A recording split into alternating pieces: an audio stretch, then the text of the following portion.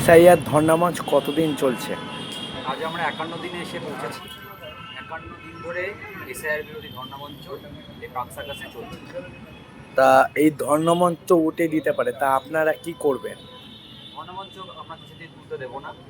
ধর্ণামঞ্চ তখনই উঠবে যতদিন না পর্যন্ত এসআইআর বাতিল হচ্ছে, যতদিন না পর্যন্ত লক্ষ লক্ষ মানুষের নাম ভোটাধিকার তারা পাচ্ছে, ভোটের তালিকায় তাদের নাম যুক্ত হচ্ছে, মানুষের নাগরিকত্ব নিয়ে প্রশ্ন যাতে মানুষ না তোলে, যতদিন না পর্যন্ত বিজেপির এই ফ্যাসিস্ট রাজ, এই ধর্ম নিয়ে জাতপাত নিয়ে রাজনীতি বন্ধ হচ্ছে, ততদিন পর্যন্ত আমাদের আন্দোলন চলবে।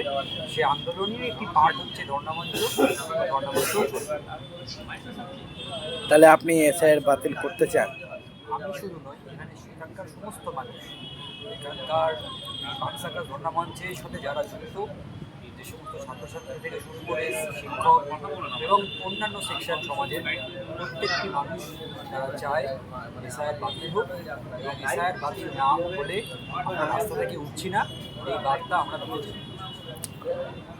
তা আজকে কতদিন হয়ে গেল এই ধর্ণামঞ্চ চলছে? আজকে 51 দিন হয়ে গেল, কাল 52 দিনে পড়বে। আপনি অনেক দিন আসেননি কেন? বিভিন্ন কাজের মধ্যে আমরা থাকি, সবার পক্ষে সবসময় সম্ভব হয় না। তো আমরা সবার কাছে এটাই জানাচ্ছি যে এটা কোনো একজন দুজনের তো আন্দোলন নয়, জনগণের আন্দোলন।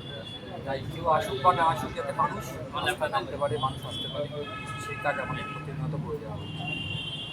মোথাবাড়ি নিয়ে কিছু বলুন। মোটামুটি মানুষ রাস্তায় নেমেছে, তারা পথ দেখিয়েছে, তারা সুন্দর আন্দোলন করেছে। আন্দোলনের উপর বিভিন্ন ধর্মাকড় পুলিশি নির্যাতন নেমেছে। আমরা জানি বহু মানুষকে গ্রেপ্তার করা হয়েছে। আমরা এই বাক্সাকা ধর্মমঞ্চ থেকে এই গ্রেপ্তারের বিরোধিতা করি, এবং যাদেরকে আটক রাখা হয়েছে তাদেরকে মুক্তি দিতে হবে, এবং এই আন্দোলনকে দিকে দিকে ছড়িয়ে দিতে হবে। মোথাবাড়ির জনগণকে সংগ্রামী অভিনন্দন জানাই। আপনার নাম? আমার নাম সৌম, অধিকার রক্ষা। ঠিক আছে।